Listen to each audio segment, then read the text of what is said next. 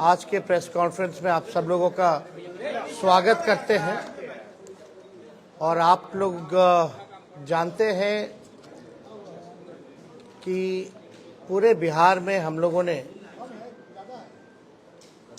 यात्रा किया, जन विश्वास यात्रा, और हर जगह जो है लोगों का हुजूम, जगह जगह भर रास्ते, चाहे दिन हो, रात हो, सुबह हो, शाम हो, लोगों का आशीर्वाद, प्यार और विश्वास और ताकत लोगों ने दिया। इसके लिए हम सभी बिहार की जनता को धन्यवाद देते हैं आप लोगों के माध्यम से। और मात्र 10 दिनों के अंदर, यानी आप समझिए कि पिछले माह के 22 तारीख को ही हम लोगों ने ये तय किया था कि रैली हम लोग करेंगे, और 3 तारीख को रैली की गई। यानी केवल 10 दिनों के अंदर जन विश्वास महारैली हम लोगों ने किया। और रैली के दिन खराब मौसम के बावजूद भी लाखों लाख के तादाद में लोग जुटे। एक ऐतिहासिक और एक सफल रैली का आयोजन किया गया। और आने वाले 2024 के चुनाव को देखते हुए बिहार की धरती ने एक ऐतिहासिक रैली के माध्यम से पूरे देश में संदेश दिया कि हमारा जो गठबंधन है, महागठबंधन, इंडिया गठबंधन, ये मजबूत है और आने वाले समय में बिहार से हम सब लोग चौंकाने वाला रिजल्ट देंगे। लोगों का जिस हिसाब से उत्साह था, एक एनर्जी थी, एक वाइब्रेंट रैली आप कह सकते हैं था। बारिश हो रहा था लेकिन सुबह से लोग डटे हुए थे। शाम में 4 बजे रैली खत्म हुई, कोई जो है मैदान से हिला नहीं। जितना मैदान में लोग थे उससे ज्यादा सड़क पे लोग थे। तो एक ऐतिहासिक रैली हुआ। उन तमाम जनता को हम धन्यवाद देते हैं, सभी महागठबंधन के पार्टियों को, उनके नेताओं को, कार्यकर्ताओं को भी हम धन्यवाद देना चाहते हैं इस सफलता के लिए। और आने वाला जो चुनाव होगा, साफ तौर पे जो हम लोगों ने लकीर खींची है, हम लोगों ने जिस हिसाब से 5 लाख नौकरियां, बहालियां निकाली है, नियुक्ति पत्र लाखों में बांटने का काम किया मात्र 17 महीनों में, आरक्षण की सीमा बढ़ाई गई, नियोजित शिक्षकों को राजकीय कर्मी का दर्जा देने का निर्णय हम लोगों ने कैबिनेट से लिया है। स्वयं सहायता समूह, चाहे जीविका दीदी हो, आंगनबाड़ी महिला हो, तालमी मरकज हो, विकास मित्र हो, टोला सेवक हो, आशा दीदी हो, ममता दी हो, सभी लोगों के मानदेय को बढ़ाने का निर्णय इन 17 महीनों में हम लोगों ने किया। इसके साथ साथ स्पोर्ट्स पॉलिसी के साथ साथ, आईटी पॉलिसी के साथ साथ टूरिज्म पॉलिसी भी इस 17 महीने में हम लोगों ने लाया। जो खिलाड़ी स्पोर्ट्स पॉलिसी के तहत हम लोगों का था कि भाई जो खिलाड़ी मेडल लाएंगे, बिहार का, देश का नाम रोशन करेंगे, उनको भी हम लोगों ने नौकरियां दी। और हाईएस्ट लेवल है उस नियमावली में, डीएसपी के लेवल तक का नौकरी जो है लोगों को मिलेगा जैसा वो मेडल लाएंगे। तो खेल के साथ साथ जो पढ़ने वाले लोग हैं, हम लोगों ने नौकरियां देने का काम किया। हम लोगों ने 17 महीने में लोगों के हाथ में कलम दिया। और वहीं बीजेपी के लोग केवल नफरत बांटने का काम कर रहे हैं, तलवार बांटने का काम कर रहे हैं।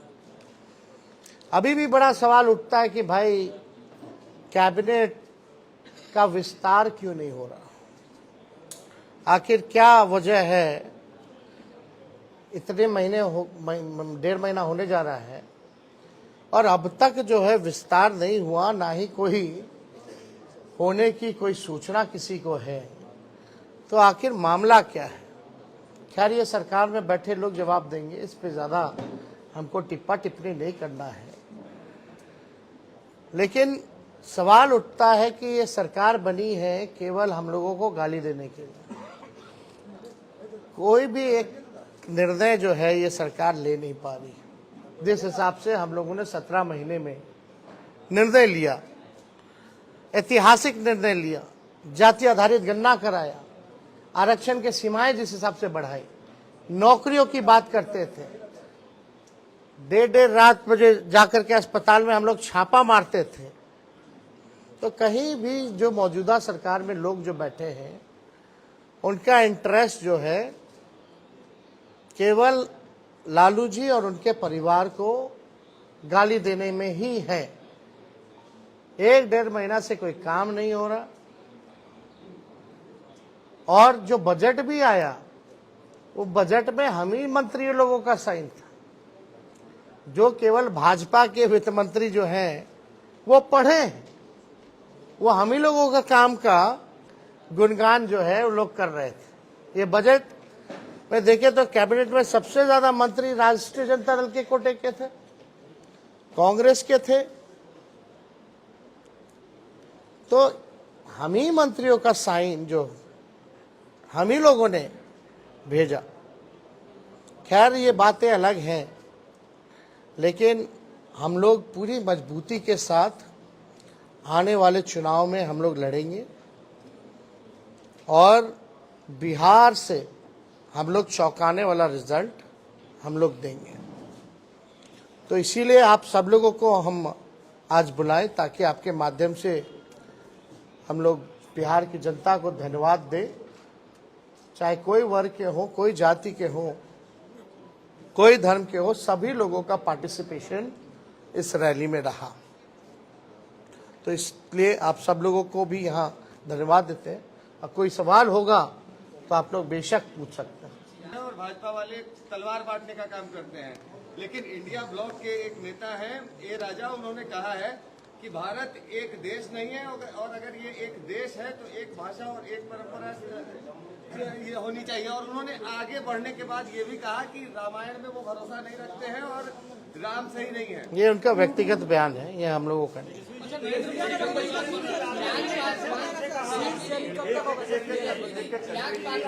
हमारा सीट शेयरिंग एनडीए से पहले हो जाएगा, अंतिम चरण में चिंता नहीं है।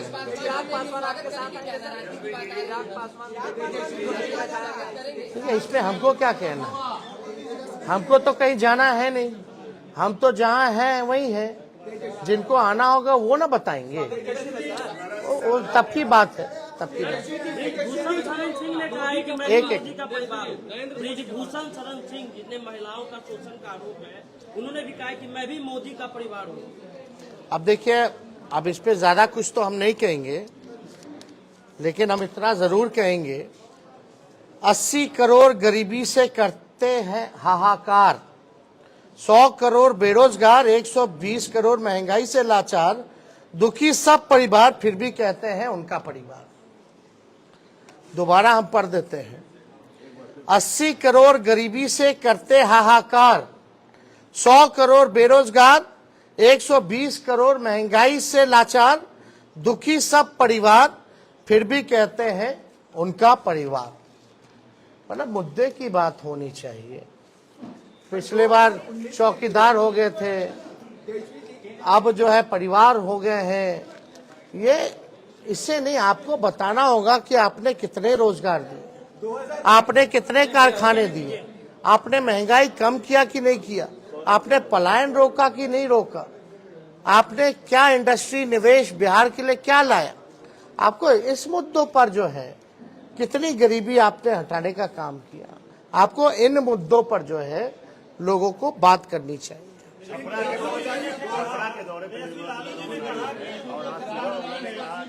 लालू जी ने जो बयान दिया था परिवार को लेकर के, मोदी पर जो सवाल खड़ा किया था, ये ओछा बयान है, इस तरह के बयान उनको नहीं देने चाहिए। इसमें तो सारा बात आ ही गया है, इसमें क्या कहना, कुछ इससे कोई फर्क नहीं पड़ता हूँ क्या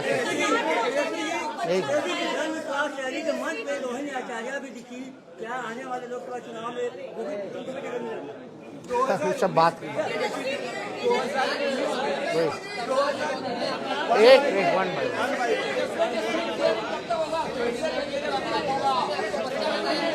एक कोई समझ में नहीं आ रहा कौन क्या बोल रहा।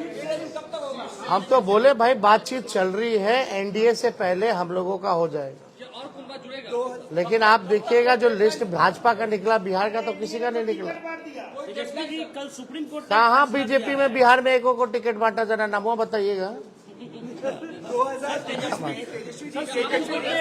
कोर्ट ने एक फैसला दिया है। उन्होंने एक बयान दिया जिसमें आपको कहा है बच्चे हैं तेजस्वी यादव। अब इसमें क्या कहें, मेरी खुद की बेटी है, हम पिता भी तो हैं, अब इस पे क्या बोलना। 2019 में चौकीदार चोर है के बाद एक कैंपेन शुरू हुआ, मैं भी चौकीदार।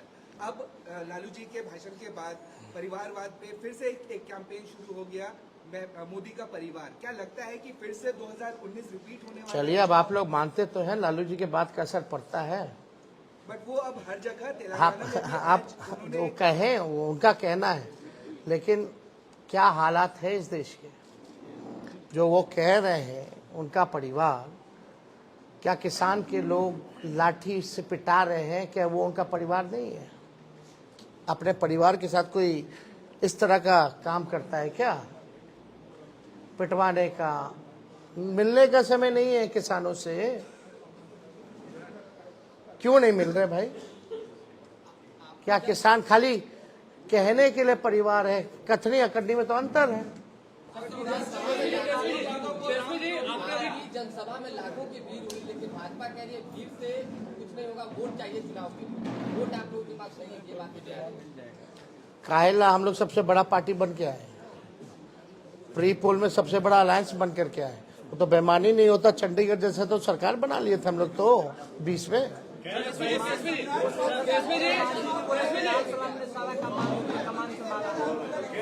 सब लोगों का योगदान है, और जो लोग कुछ भी कहते हैं वो अपना भी करके देख लें।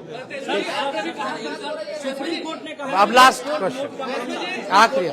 वोट फॉर नोट का मामला सुप्रीम कोर्ट ने कहा है कि आज जो 4 विधायक हैं उस पर कार्रवाई होगी, क्योंकि सुप्रीम कोर्ट ने कहा कि वोट फॉर नोट के मामले में पार्टी कार्रवाई कर सकती है। नहीं, इसमें हम लोगों ने लिखित में हमारे सचेतक ने और हमने खुद भी स्पीकर महोदय को हमने लिख करके दिया है।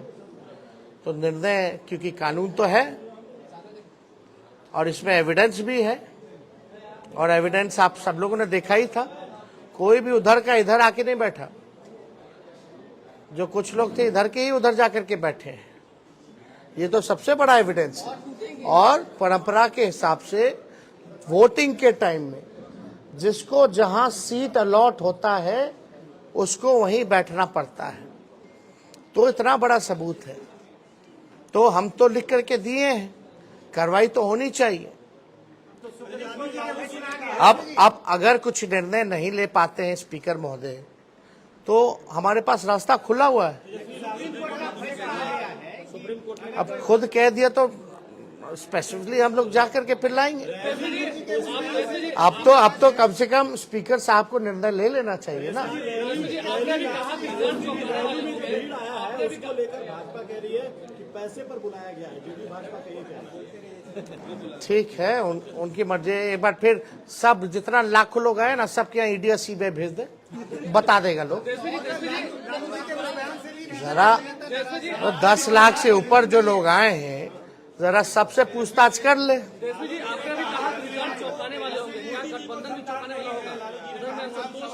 अभी आप हिंदू नहीं है, लालू जी ने ये कहा, तो उस पर भी नाराज है बीजेपी के नेता।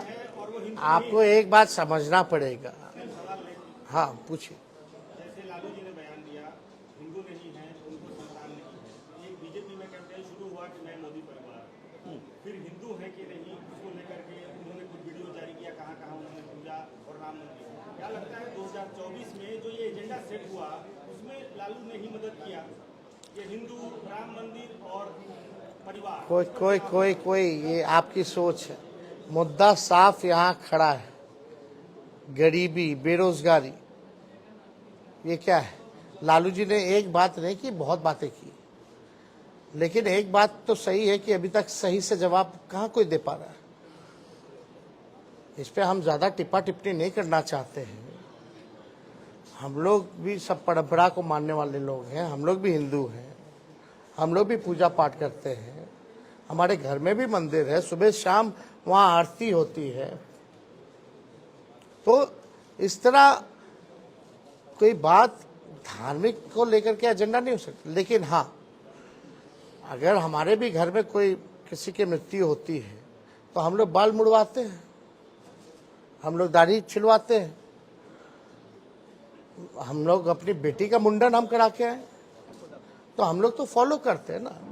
लालू जी ने तो बस यही पूछा, तुम इतना प्रचार करता है, नफरत फैलाते हैं, उकसाते हैं लोगों को, धार्मिक भेदभाव आप कराते हैं, आपस में राम और रहीम के बंदों को लड़ाते हो, तो आप क्यों नहीं मुड़वाएं? इतना बड़ा आप अगर बात करते हैं तो आप क्यों नहीं मुड़वाएं? यही तो बात थी। बहुत बहुत धन्यवाद।